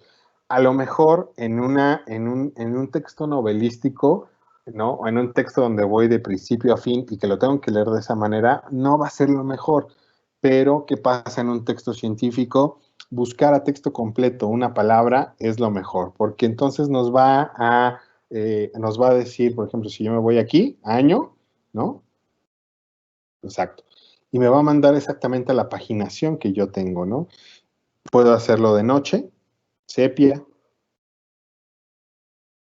Puedo incluso pasar las páginas por volumen, si así lo deseo, la orientación, ¿no? La transición de las páginas. Entonces, esto son herramientas que nosotros como bibliotecarios tenemos que evaluar a la hora de, aquí nos va a dar, por ejemplo, el índice. Si yo quiero tener notas, ¿no? En el caso de que sea un texto científico, las notas van a ser muy importantes. Yo puedo realizar mis propias notas. El índice, ¿no? El cual va a estar hipervinculado, que eso es otra de las maravillas del texto electrónico. Y bueno, los detalles, ¿no? Yo también puedo poner una calificación, puedo decir qué tal sentí este libro electrónico. Marcar esta página, marcar como terminado, ¿no? En el caso de que yo lo haya terminado, bueno, lo puedo marcar como terminado o como no he leído algún tipo de página, ¿no? Mi soporte es otra cosa que es muy buena para identificar cada vez que nosotros vamos a adquirir un libro electrónico. Como les decía, no solamente el libro electrónico es esencial, sino también la forma del software y todas las herramientas que tenemos. Algo determinante para los libros electrónicos es la forma en que nosotros vamos a poder reportar problemas, ¿no? En el caso, por ejemplo, de libros científicos, saber que estamos con una editorial o con un proveedor de servicio que nos va a dar un soporte en caso de que exista algún problema. Porque ¿cómo resolvemos eso, no? A lo mejor un libro físico lo podemos llevar a restauración y listo. Pero un libro electrónico, en el caso de que se caiga el vínculo, bueno, necesitamos tener la certeza de que al editor o al proveedor que se lo estamos adquiriendo nos va a dar un soporte. En este caso, como es un sistema de compra de libros individuales, bueno, pues es un soporte normal, como lo conocemos, pero estos son aspectos fundamentales que debemos de tomar en cuenta a la hora de adquirir un libro electrónico, el software y la información. Entonces, bueno, básicamente, creo que hemos tocado todos los puntos que habíamos dicho al principio. Sé que hay algunas preguntas, entonces, si quieres, las podemos empezar a ver, Rodolfo. Sí, de hecho tenemos varias preguntas ya. Voy a empezar como por orden, como fueron llegando. Una de ellas era de cuáles son las ventajas y desventajas de tener un libro electrónico a perpetuidad, teniendo en cuenta que los cambios de edición y actualización de los libros. Y creo que en esa misma pregunta estaba el tema y nos decían de las desventajas que los títulos que nos ofrecen no cumplen con los requerimientos de mallas curriculares específicas, técnicas, y hay mucho relleno de ebooks y de cultura general. Bueno, a ver, en la primera pregunta, ventajas y desventajas del libro a perpetuidad, ¿verdad? Sí, es correcto. Ok, la ventaja es que, en realidad la ventaja es que tú siempre como institución vas a tener el libro a tu disposición, ¿no? O sea, siempre vas a tener tu libro a disposición, como si fuera un libro físico que compras, no sé, un diccionario y tú sabes que siempre que vayas, dependiendo si sea DEWY o LC tu clasificación, siempre vas a poder llegar y sacar tu diccionario, ¿no? En cualquier momento. Eso, más o menos, es lo mismo que pasa con los libros a perpetuidad. Tú tienes el libro y te vas a estar seguro que siempre vas a tener ese libro a tu disposición. Una de las ventajas del libro electrónico a perpetuidad en comparación con el libro físico es que no vas a crear no vas a llenar un estante. Entonces, tú vas a poder tener muchos sin la necesidad de tener que llenar un espacio físico, ¿no? Esa es una ventaja. Desventaja. La desventaja es que, por ejemplo, si tu misión como bibliotecario es que tienes que tener la bibliografía especializada porque cada año o cada 5 años, en el caso de México, tienes que acreditar tus materias o tus carreras a través del REBOE o como lo acreditan en su país. Pues eso se crea un problema, porque en 5 años ese libro a perpetuidad ya no va a servir para esa acreditación, sino vas a necesitar comprar otro libro, ¿no? Hay que tener en cuenta que de todos modos parte de nuestra misión profesional siempre es tratar de mantener lo mejor posible la bibliografía actualizada. No siempre va a ser así, pero esto depende mucho de los presupuestos que tenga tu institución y de la visión y de las metas que tú tengas para tu biblioteca. A lo mejor pues necesitas actualizar el REBOE, ¿no? O actualizar tus carreras. Entonces, yo lo que te recomendaría ahí más sería tener libros a suscripción, porque en realidad no es que le estés dando una importancia a tener una colección bibliográfica, sino más bien te interesa tener actualizada tu bibliografía para tus usuarios año con año, ¿no? La siguiente pregunta era, ¿cuál, Rodolfo? Perdón. La desventaja en que los títulos que nos ofrecen no cumplen con los requerimientos de mallas curriculares específicas, técnicas, y hay mucho relleno con ebooks de cultura general. Entiendo que hablaba un poco sobre las desventajas del libro a perpetuidad.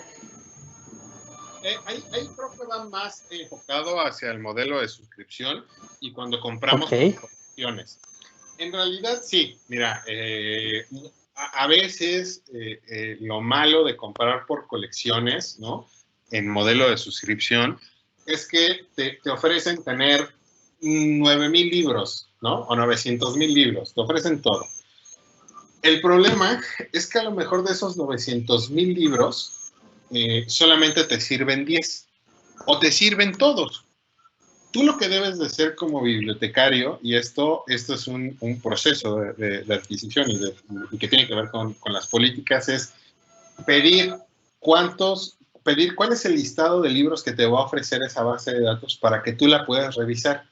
Si tú revisas ese listado y dices, ok, de 900,000 libros me sirven 5,000 y me sale más barato que comprar título por título, ok, pues lo compro, ¿no? Y tengo los otros. Pero eso tiene que ver con el planteamiento de desarrollo de colecciones y que tú le pidas a un editor o a un proveedor que te pase el listado de todo lo que te va a dar. Muchas de las respuestas, esta respuesta que les voy a dar, que es que son demasiados y no te los puedo dar. Bueno, entonces eso no es una respuesta que un bibliotecario quiera, porque en realidad nuestra meta es tener una bibliografía actualizada, tener una bibliografía que sirva para los usuarios, y eso es donde nosotros tenemos que tener mucho mucho cuidado a la hora de revisar los títulos. Si a lo mejor no vamos a revisar los 900,000 títulos, sí revisar las áreas que tiene, los años de publicación, de qué editoriales me está ofreciendo, ¿no? Si es una editorial que me da una colección, bueno, pues ese paso me lo salto. Pero si es un agregador de contenidos que tiene muchos libros, ver qué editoriales tiene y que a lo mejor la mayoría de las editoriales que me está ofreciendo, pues sean de renombre, ¿no? Ok, mira, la siguiente pregunta que nos hacen creo que va relacionada con esto último que comentabas. Nos dicen, ¿el acceso o los libros a perpetuidad se deben mantener en la base de la editorial suscriptora o es posible pasarla a una propia de la institución requiriente? Ok. No conozco muchos casos, conozco solamente un par de editoriales y que tienen que ver más con libros de novela, en donde sí les dan la opción de que los libros se resguarden en sus servidores, pero esto no es nada viable para las editoriales porque podría, bueno, o sea, no estoy diciendo que ustedes infringan los derechos de autor, pero ellos temen que si se hace eso, se puedan infringir los derechos de autor. Entonces, por eso es que las editoriales son muy celosas de eso. Solamente se puede tener el acceso a través del link que ellos den, ¿no? En realidad, el libro siempre va a estar en los servidores de las editoriales y es muy difícil que quieran que lo que tú compras esté dentro de los servidores de una institución. Perfecto. La siguiente pregunta nos la hace Alexandra. Nos pregunta si el mantenimiento que cobran por los libros que se compran también es a perpetuidad, porque no tiene sentido que después de un tiempo no le garanticen el acceso a la información. En realidad no. En realidad el acceso perpetuo es a la información. El fee que se cobra es por un mantenimiento. Entonces, esto lo hacen algunas editoriales, algunas sí, algunas no, pero esto en realidad, este fee que se cobra por mantenimiento no es a perpetuidad, sino te lo van a cobrar cada 10 años, ¿no? Te van a cobrar cada 10 años $5. Y esto no tiene nada que ver con que tú puedas entrar a la información. Si tú no puedes entrar a la información, eso es un tema ya de contratos con la editorial. O sea, al final, esto es un tema de contratos con la editorial porque tú pagaste algo para entrar a esa información. Ellos te cobran un fee, que este fee no es obligatorio hasta el momento, no es obligatorio. Esto hay que tener mucho cuidado porque no es obligatorio para todas las editoriales. Y es un fee de mantenimiento para que tu plataforma tenga actualizaciones, ¿saben? O sea, para que tenga actualizaciones, para que siempre, o sea, para que tú tengas la certeza de que esta plataforma siempre va a estar funcionando y va a tener actualizaciones. Hay que tener mucho cuidado porque todo sistema o todo software requiere de actualizaciones. Eso es lo que en realidad el fee te está queriendo cobrar, ¿no? No lo hacen todas las editoriales y hasta el momento no es algo que se pueda o que te obliguen a pagar. Pero tiene razón Alexandra. En el caso de que tú pagues un acceso perpetuo, ellos no te lo pueden quitar porque tú no pagues el fee, ¿sabes? Ellos a lo mejor ya no actualizan tu plataforma, pero ellos no te pueden quitar ni el acceso ni la información. Nos hacen otra pregunta, que es ¿qué comentario tienes sobre los aspectos legales de libros electrónicos que no tienen ISBN? En realidad, para hacer un libro necesita tener ISBN, ¿no? O sea, es una de las... necesita, digamos que es parte de un control. No es que sea algo determinante, pero el ISBN al final es un número de control para el libro internacional, para, digamos, abrazarlo, ¿no? Para saber que se tiene ese control del libro, pero no implica algo determinante en ese caso. Y sobre esa misma pregunta nos dicen también, ¿y sobre las ofertas por ejemplares, serían las mismas limitaciones que un monousuario? ¿Cómo, perdón, Rodolfo? Sobre las ofertas por ejemplares, ¿serían las mismas limitaciones que un monousuario? Me imagino que se refiere a esta parte cuando hablábamos de multiusuarios y monousuarios. Ok, pues aquí lo que se debe de tener cuidado es, ustedes como institución pueden comprar un monousuario sin ningún problema, pero deben tener en cuenta de que si ustedes compran un acceso monousuario, a lo mejor es porque un investigador se los ha pedido, y un investigador se los ha pedido, y ustedes están en el entendido que solamente ese investigador va a utilizar ese recurso, ¿no? Pero yo lo que siempre recomiendo es tener el control, o si eres una institución, obviamente, siempre pedir una cotización multiusuario, y existen varias cotizaciones multiusuario. También depende de la editorial, ¿eh? Hay algunas editoriales que solamente tienen una cotización multiusuario y va de 0 a 100. Pero hay editoriales con las que nosotros trabajamos que van, por ejemplo, de 0 a 3, de 3 a 5, de 5 a 10, y así van subiendo. Incluso hay algunas cotizaciones multiusuario, que es multiusuario campus. Estas cotizaciones multiusuario campus son para más de 100. Entonces, eso es lo que deben de delimitar. Si van a comprar un usuario, que sea porque saben que es para un investigador, para solamente una persona, o que sepan, ok, yo quiero comprar un libro electrónico multiusuario, pero yo sé que la demanda de este libro no va más allá de 5 personas, entonces, o de 3 personas. Entonces, con 3 accesos, yo estoy feliz y no necesito más, ¿no? Entonces, eso es lo que hace la diferencia entre multiusuario y monousuario. Un poco entender las necesidades reales, ¿no? De cada institución o cada requerimiento. Exactamente, sí, depende mucho de las necesidades de la institución y de las políticas, que eso no me termino de decirlo, de las políticas que tengan para la adquisición de libros electrónicos. A lo mejor las políticas que tú tengas te dicen que es necesario que se compren para 100 usuarios, ¿no? Y entonces a ti te limita porque entonces no puedes, no solamente vas a tener que comprar todos los libros de un usuario, ¿no? Sino que vas a tener que ver que por ejemplo, si hay una editorial que solamente te cotiza de 3 en 3, pues le tengas que pedir una cotización de 100 usuarios, ¿no? Esa es la importancia de las políticas para los libros electrónicos. Perfecto, nos hacen otra consulta, esta es muy específica sobre la herramienta de Gobi.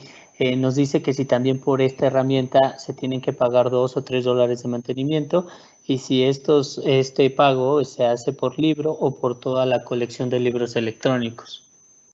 Bueno, Gobi al final no es un editor. Gobi no, tengo entendido que no es un editor y no se debe de pagar ese fee. Gobi creo que no cobra ese fee. Gobi no es un editor. Gobi es un agregador de contenidos de libros electrónicos.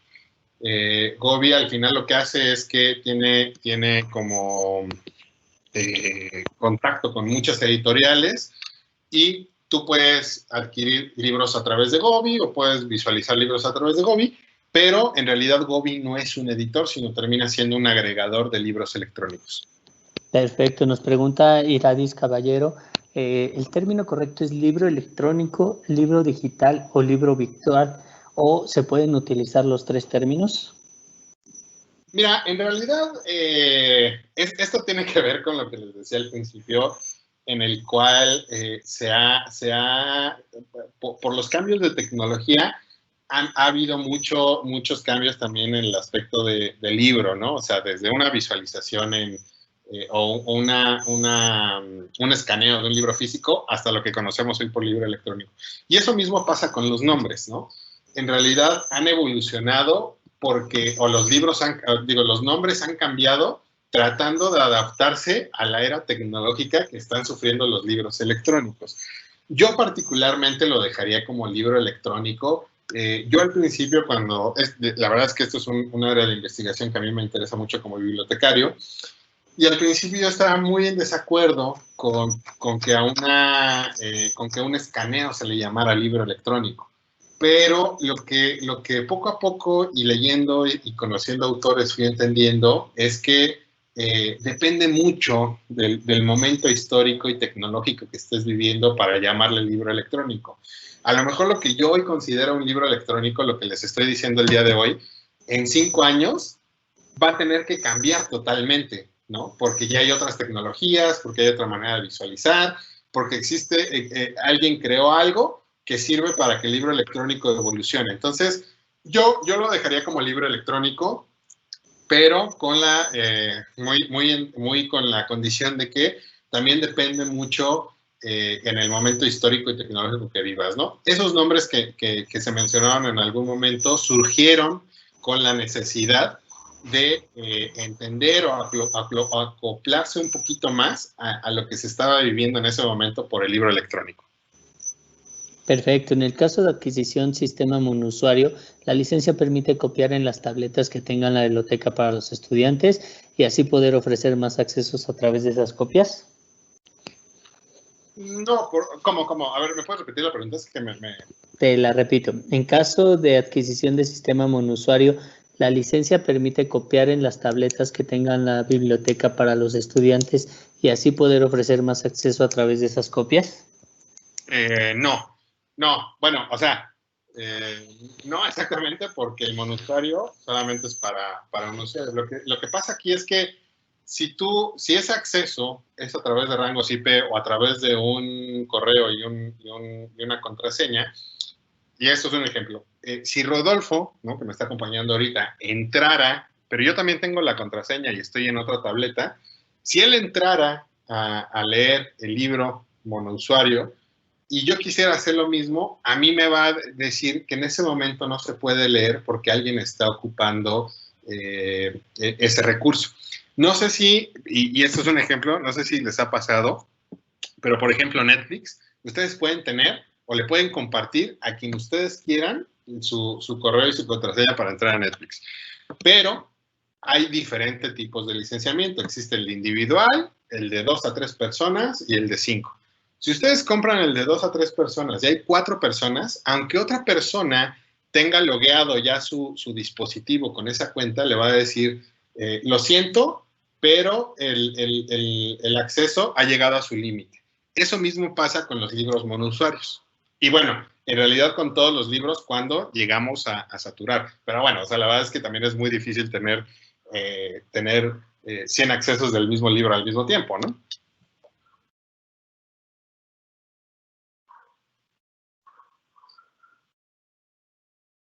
¿Ciro? Tienes tu... Perdón, la tenía en mute. Sí, perdón. La siguiente pregunta es, ¿cómo saber que un libro electrónico es legal si no tiene ISBN?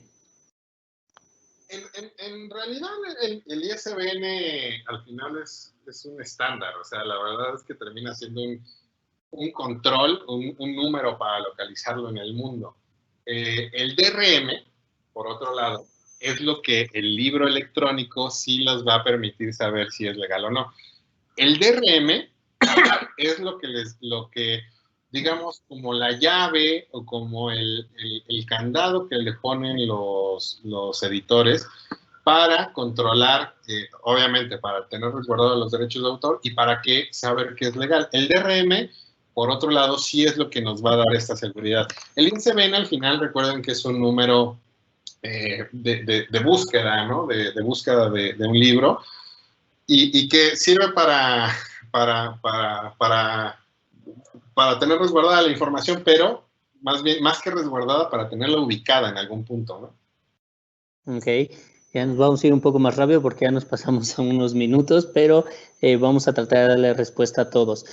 Al adquirir libros electrónicos, me ofrecen información estadística de la consulta de estos. Creo que ahí entran muy bien otro tipo de herramientas, ¿no, Alejandro? Sí, exactamente.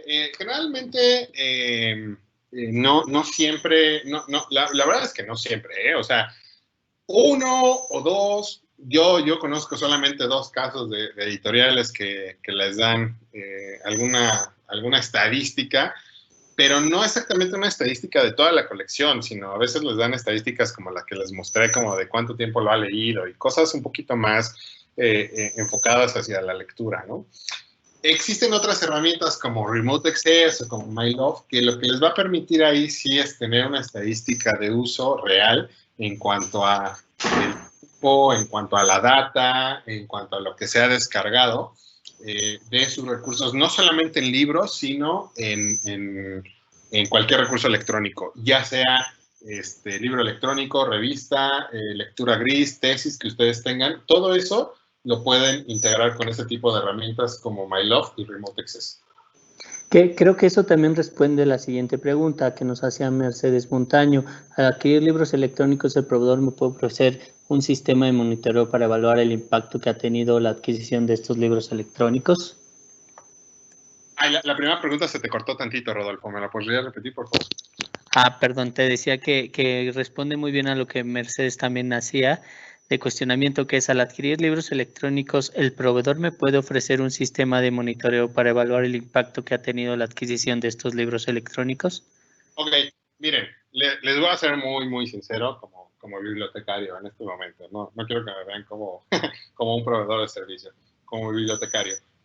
Siempre es muy difícil que si nosotros le pedimos a alguna editorial, sea libro electrónico, agregador de contenido, lo que ustedes quieran, editorial, cuando nosotros les pedimos la información de las estadísticas de uso, siempre viene, o sea, nosotros se las podemos pedir porque como contrato, nosotros lo podemos pedir, pero siempre, no sé, nunca, la verdad es que yo por ejemplo, cuando trabajaba en la universidad como bibliotecario, siempre me quedaba duda si esas estadísticas de usos eran reales, porque ¿de dónde venían? Siempre me venían como un login, y me venían como 35,000 logins, ¿no? Pero no sabíamos. Entonces, existen otras herramientas, exactamente como MyLove, como Remote Access, que lo que hacen y para lo que están diseñadas es para poder visualizar en data, para poder visualizar en megas, en artículos descargados, incluso en logins y en descargas, saber qué es lo que están bajando de cada una de las bases de datos y saber cuánto es lo que están bajando, ¿no? Entonces, ahí existen estas herramientas que tengan en cuenta esto. Son neutrales, o sea, son herramientas neutrales que no trabajan con ningún agregador de contenido, ni con ni con algún editor, y entonces esta neutralidad les puede proporcionar una mejor información que si se la piden al mismo editor, ¿no? Entonces, porque imagínense, ustedes compran una base de datos, le piden las estadísticas de uso, y obviamente para que no se las cancele, pues les va a dar algo pues no irreal, no irreal, pero les va a dar algo que no está bien segmentado y que ustedes no van a poder analizar al 100%. Igual yo nada más aprovecho justo este espacio para mencionar que se pueden acercar a nuestro sitio web. Ahí pueden encontrar diferentes soluciones, herramientas que pueden ayudarles. Se ponen en contacto con nosotros o nos avisan por correo y nosotros los contactamos para darles seguimiento a este tipo de necesidades muy puntuales. Otra pregunta que tenemos es ¿qué sistema de biblioteca es más útil para mantener conectados diferentes formatos de ebooks y editoriales para bibliotecas pequeñas? ¿Qué sistema?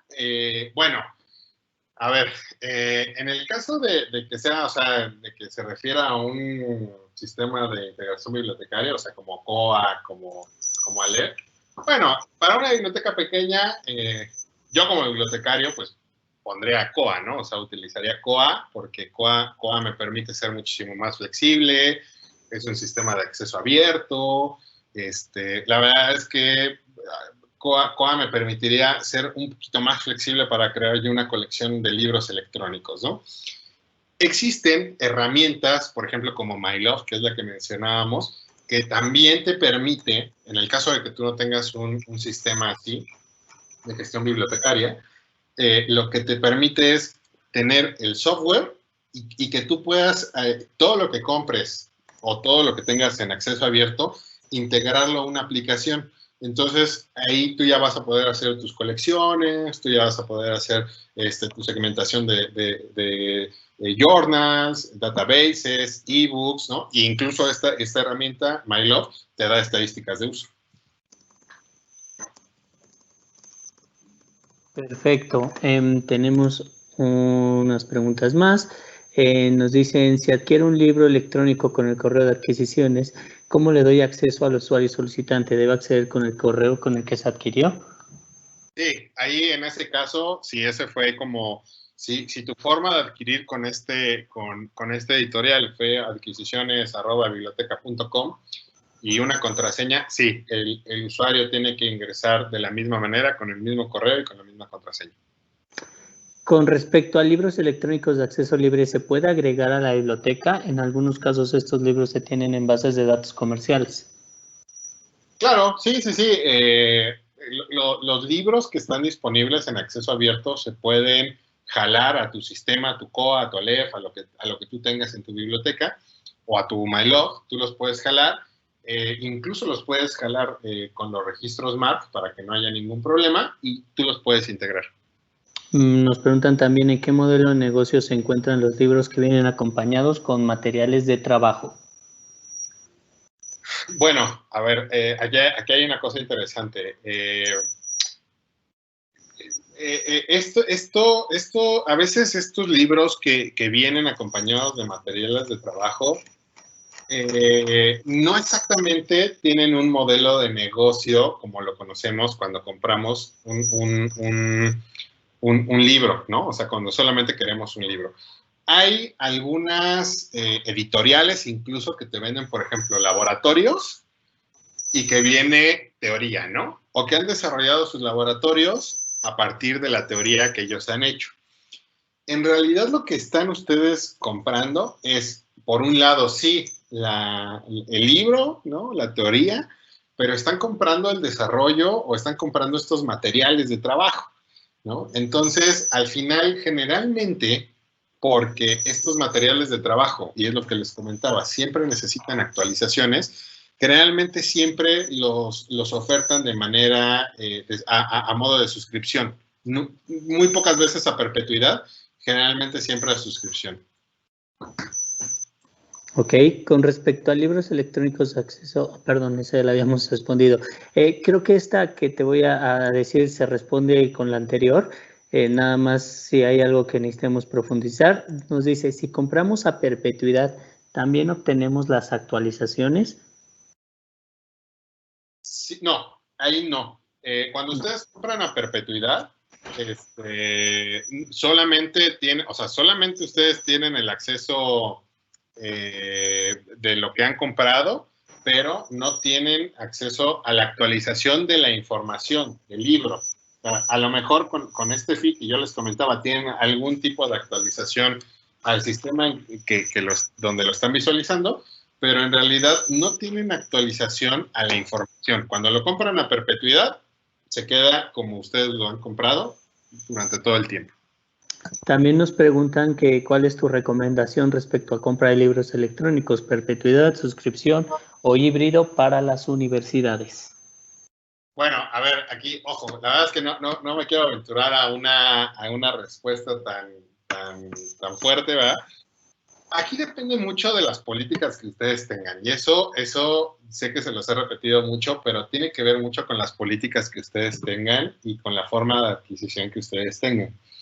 Aquí, por ejemplo, en México, existe una universidad que tiene una de sus políticas de adquisición es que si una facultad compra un libro, esa facultad tiene que tener el acceso, pero también todo el sistema que comprende la universidad tiene que tener el acceso. Entonces, ahí, con esa política de adquisición, pues se vuelve un poco riesgoso comprarlo, por ejemplo, en multiusuario y suscripción, porque en realidad el editor te va a dar un precio muy elevado porque no solamente va para esa facultad, sino que su política de adquisición dice que si una facultad lo tiene que tener todo el sistema todas las facultades que comprende la universidad. Entonces, ahí el precio se te va a ir súper elevado, ¿no? Por eso es que es muy importante, la verdad es que todos los modelos se me hacen muy buenos, se me hacen muy, fáciles de tanto entender y de adquirir, pero también depende mucho de tu institución, de tus políticas y de la forma en que tú quieras comprar libros, ¿no? Porque a lo mejor tus políticas te frenan un poco a comprar en suscripción y eso hace que se eleve demasiado. Entonces, a lo mejor hay otra forma de adquisición que se adecue más a tus políticas y con un mejor costo, ¿no? Entonces, la verdad es que ahí no me quiero aventurar a decirles cuál es el mejor, porque también depende mucho de sus necesidades. Pero si nos contactas, nosotros te podemos ayudar con eso y podemos ver en qué entorno te encuentras para poderte ayudar. Sí, exacto, justo. Sobre todo que podemos ayudarte desde una visión consultora a definir con base en las necesidades que tienes y en las restricciones para que pues, puedas tener una solución ideal. Ya un par de preguntas más. La penúltima es la plataforma de IG Library aloja libros institucionales digitalizados. Sí, algunos de los libros que tiene IG Library son publicaciones antiguas que vienen, digamos, digitalizados, ¿no? Es un poco como IEEE, que es una base de datos antigua. Ya todas sus publicaciones actuales vienen en PDF, pero las primeras publicaciones que tiene sí vienen de forma digitalizada. Y la última es si podríamos ayudarle con algunos proveedores de libros electrónicos para medicina. Yo le preguntaba en qué país se encuentra, pero bueno, creo que finalmente también podría acercarse a nosotros. Claro, miren, nosotros, por ejemplo, manejamos dos formas de adquisiciones o dos formas de integrar libros. La primera es título a título. La verdad es que nosotros tenemos, digamos, contacto con muchas, si no es que todas las editoriales que existen, y podemos ayudarles tanto a hacer un servicio de bibliografía, de recomendación de bibliografía para sus servicios, y si ustedes ya tienen títulos, nosotros también podemos cotizarlos con estos editores y darles las mejores opciones. Esto es decir, si ustedes quieren libros electrónicos, bueno, no siempre, esta es otra cosa que también quiero mencionar, no siempre todos los libros se encuentran en formato electrónico. Hay libros que solamente se encuentran en formato físico y hay libros que solamente se encuentran en formato electrónico. Y hay libros que se encuentran en ambos formatos. Esto depende mucho de las editoriales. Entonces, esto es lo que al final nosotros hacemos, ayudarles a recomendar una bibliografía. Si ustedes ya tienen títulos, les podemos ayudar a saber si esos libros están disponibles. Y en el caso de iLibrary, que es otra plataforma que manejamos, bueno, nosotros tenemos colecciones muy específicas como arquitectura, aviación, medicina, etcétera. Y en iLibrary también se puede hacer a través de suscripción, a través de perpetuidad, ¿no? Y bueno, la verdad es que al final lo que nosotros queremos hacer con nuestros clientes es que tengan la mejor forma de adquisición de libros. Ok, nos comentan que es de Ecuador. Igual podemos ahí entrar en contacto para apoyar y revisar cómo podemos ayudarle. Y finalmente nos preguntan si conoces de alguna aplicación confiable para obtener libros electrónicos de acceso libre para instituciones. Tal como aplicación, no, o sea, como app, no conozco muy bien alguna, pero en cuanto a libros electrónicos de acceso abierto confiables, bueno, están los repositorios.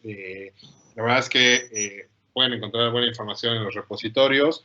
Les voy a pasar ahora unos links bueno, ahorita te los paso, Rodolfo, unos links para que por favor se los proporciones, donde pueden encontrar algunos libros de acceso abierto. Claro que sí, les recordamos que todo el material que ahorita vieron, más lo que está comentando Alejandro, vamos a compartírselos justo con la grabación de la sesión, por si quieren compartirla a alguien más. Les recuerdo que pueden encontrarnos en nuestras redes sociales, en nuestro canal de YouTube, ICNAI Online Latam. Pueden encontrar los diferentes webinars que hemos hecho, pueden encontrar las grabaciones para que estén ahí al pendiente. En nuestras redes sociales, ya sea Facebook o LinkedIn, pueden también estar al pendiente para los siguientes webinars. La verdad es que este es un ejercicio que estamos haciendo de manera semanal. Estamos entregándoles un webinar que creemos que es valioso para ustedes y bueno, ahí pueden ustedes estar al tanto de cuándo serán los siguientes. Y también nuestro sitio web por si necesitan alguno de nuestros servicios o apoyarse de nuestros consultores, adelante, ahí pueden contactarnos. Operamos en toda Latinoamérica, entonces podemos ayudarles sin ningún problema en donde estén. Sin más, Alejandro, creo que te dejaría para que te despidas y eso sería todo de mi parte. Pues muchísimas gracias, se los agradezco y seguimos en contacto. Gracias, hasta luego. Gracias, bye.